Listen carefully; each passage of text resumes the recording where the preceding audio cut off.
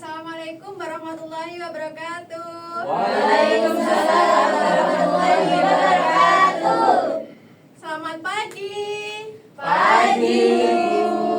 Apa kabar hari ini? Alhamdulillah, luar biasa.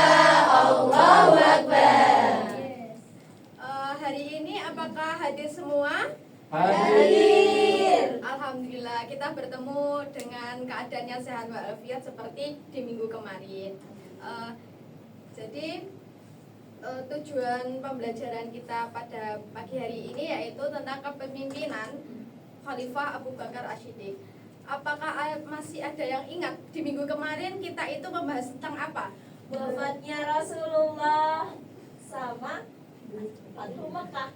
Iya, benar. Jadi selanjutnya kita akan membahas tentang Khulafa ar-Rasyidin, yang salah satunya yaitu kita membahas Khalifah Abu Bakar Ash-Shiddiq. Nah, sejarah kebudayaan Islam itu kan kebanyakan dengan yeping atau cerita ya. Jadi saya akan membahas tentang ada 3, yaitu yang pertama biografi, yang kedua ada tentang proses pengangkatan Khalifah Abu Bakar, dan yang ketiga tentang substansi dan strategi dakwah dari Khalifah Abu Bakar Ash-Shiddiq. Nah, Abu Bakar Ash-Shiddiq itu lahir pada 2 tahun setelah tahun gajah atau lebih muda dari Rasulullah Shallallahu Alaihi Wasallam. Nah, beliau ini sebelum bertemu dengan Rasulullah mempunyai nama asli yaitu Abdullah. Nah, kemudian beliau setelah bertemu dengan Rasulullah, dia diberi julukan oleh Rasulullah yaitu Bakar atau nama unta yang masih muda. Nah, jadi nama Abu Bakar Ash-Shiddiq ini diberikan oleh Rasulullah setelah bertemu dengan Rasulullah. Nah, kemudian nama lengkapnya yaitu Abdullah bin Abu Quhafah bin Murrah bin Ka'ab bin Lu'ay bin Ghalib dan bin Fihr. Beliau ini juga termasuk seseorang yang pertama kali masuk ke Islam, karena beliau ini waktu itu diajak bercerita dengan Rasulullah. Rasulullah bercerita kepada kepada Abu Bakar Ash-Shiddiq, yang mana Abu Bakar ini percaya dengan Rasulullah, dengan kejadian-kejadian Isra Mi'raj yang dilakukan oleh Rasulullah. Kemudian beliau tanpa berpikir panjang dan tanpa ragu-ragu beliau masuk ke dalam Islam. Abu Bakar Ash-Shiddiq ini saat dewasa itu beliau dikenal sebagai orang yang wawasan ilmu pengetahuannya itu sangat tinggi dan sangat luas, apalagi dalam bidang sejarah dan dalam bidang peninggalan masa lalu. Nah, dikenal juga sebagai seseorang yang cerdas, bijaksana, bertanggung jawab. Nah, juga dikenal juga sebagai orang yang lemah lembut, baik hati.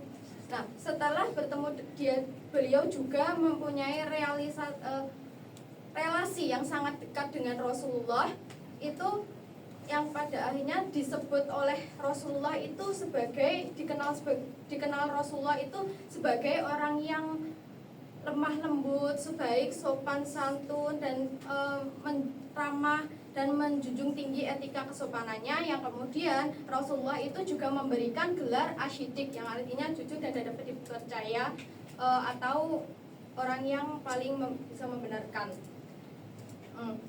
Kemudian beliau ini waktu itu diajak oleh Rasulullah untuk berperang. Nah, waktu berperang ini Rasulullah itu Abu Bakar ini tidak pernah absen.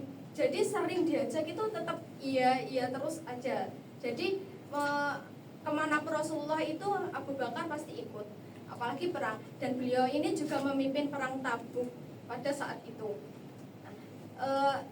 Dan juga Abu Bakar ini juga diperintahkan oleh Rasulullah untuk ada dua, yaitu yang pertama itu untuk memimpin rombongan haji pada tahun 9 Hijriah pada saat itu, dan yang kedua itu memimpin sholat ketika atau menggantikan sholat imamnya Rasul, karena pada saat itu Rasulullah itu lagi sakit.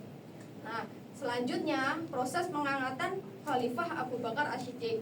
Kenapa? Nah, ini kan tidak ada, Rasulullah kan sudah wafat. Setelah itu Rasulullah setelah sakit kan wafat. Nah, Rasulullah wafat itu kemudian kaum muslimin itu bingung siapa yang memimpin kita setelah itu, siapa nanti kalau ada kericuhan bagaimana. Nah, setelah itu kaum muhajirin dan kaum ansar itu mendengar dari kericuhan-kericuhan yang ada itu, kemudian diadakannya musyawarah. Nah, akhirnya kaum muhajirin dan kaum ansar itu bermusyawarah. Nah, yang kemudian yang dijadikan khalifah pertama itu yaitu Abu Bakar As-Siddiq. Nah, Abu Bakar As-Siddiq. Nah, ini Abu Bakar As-Siddiq dipilih melalui dengan 2 baiat, yaitu yang pertama baiat di Sakifah. Nah, ini dinamakan baiat khusus. Yang kedua baiat di Masjid Nabawi, yaitu baiat umum. Nah, kemudian dalam pidato pertamanya itu Abu Bakar As-Siddiq itu yang bilang, yang pada intinya itu beliau menjalankan ini itu menjalankan dengan amanah, bukan yang memilih karena dia yang terbaik, tapi karena dia amanah, dengan dikasih amanah dia menjalankannya. Nah, beliau juga berpesan kalau saya salah, saya mohon untuk dibenarkan, gitu. Nah, beliau memimpin itu selama 2 tahun, karena setelah itu Abu Bakar As-Siddiq itu beliau sakit kurang lebih itu 15 hari. Nah, beliau memimpin selama 2 tahun itu 11 sampai 13 Hijriah. Nah, setelah itu waktu itu yang ketiga yaitu substansi dan strategi Abu Bakar As-Siddiq. Nah, saat itu kan Abu Bakar As-Siddiq kan memimpin selama 2 tahun ya. Jadi cuma sebentar. Nah, itu selama 2 tahun itu beliau membereskan semua masalah-masalah yang muncul karena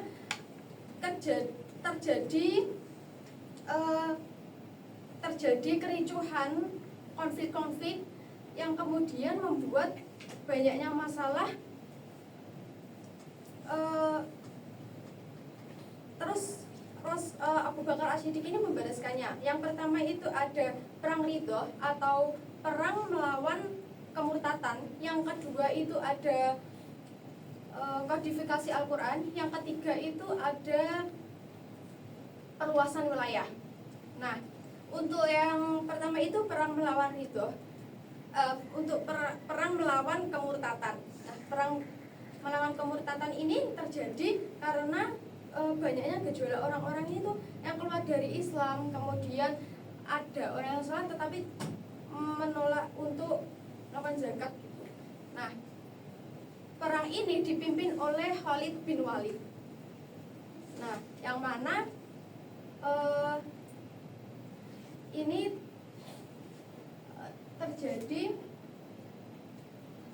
karena banyaknya masalah dan orang-orang keluar dari Islam. Yang kedua yaitu kodifikasi Al-Quran. Kodifikasi Al-Quran itu dipimpin oleh ini terjadi usulan dari Umar bin Khattab. Nah, Umar bin Khattab itu mengusulkan kepada Abu Bakar As-Siddiq, yang kemudian Abu Bakar As-Siddiq ini memerintah Zaid bin Sabit ini untuk memimpin kodifikasi Al-Quran, pengumpulan ayat ini. Yang ketiga yaitu ada perluasan wilayah yang mana dipimpin oleh Usamah, yaitu ada yang diperintahkan sendiri-sendiri yaitu Abu Ubaidah Jarrah itu Hims dan Humar, yang kedua Yazid bin Abu Sufyan ke Damaskus, Syurabil ibnu Hasan ke Yordania, dan Amr bin As ke Palestina, dan Ikrimah ibnu Jahal ke pasukan cadangan. Nah, dari sini apa kalian tahu dari ceritanya Abu Bakar As-Siddiq ini, apakah ada yang tahu di kehidupan sehari-hari itu seperti apa? Contohnya? Tidak tahu. Nah, dari kehidupan Abu Bakar As-Siddiq ini kita dapat menyimpulkan contoh dalam kehidupan sehari-hari itu adalah kita sebagai pemimpin itu harus bertanggung jawab, kemudian harus jujur. Terus harus apa lagi, Mbak? Harus jujur. Iya, harus apa lagi setelah jujur? Harus apa lagi? Amanah. Ya, benar. Ya. Nah, bagus sekali.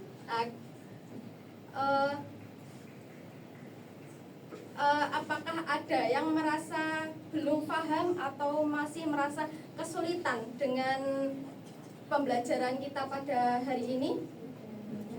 Tidak. Sudah paham? Jika ada yang malu-malu, yang belum paham, bisa ditanyakan ke saya di lain waktu.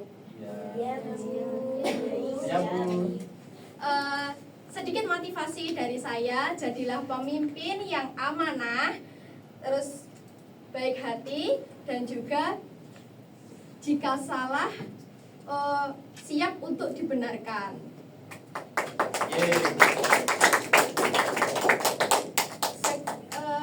Semoga ilmu dari kita pada hari ini bisa bermanfaat bagi kita semua. Amin. Sekian materi pada hari ini. Terima kasih. Wassalamualaikum warahmatullahi wabarakatuh. Waalaikumsalam warahmatullahi wabarakatuh. Kita berdoa terlebih dahulu. Bismillahirrahmanirrahim. Wal asri innal insana lafi khusrin illal ladzina amanu wa amilus solihati wa tawasaw bil haqqi wa tawasaw bis sabr. Rabbana atina fid dunya hasanah wa fil akhirati hasanah wa qina adzabannar. Amin ya rabbal alamin. Assalamualaikum warahmatullahi wabarakatuh. Waalaikumsalam warahmatullahi wabarakatuh.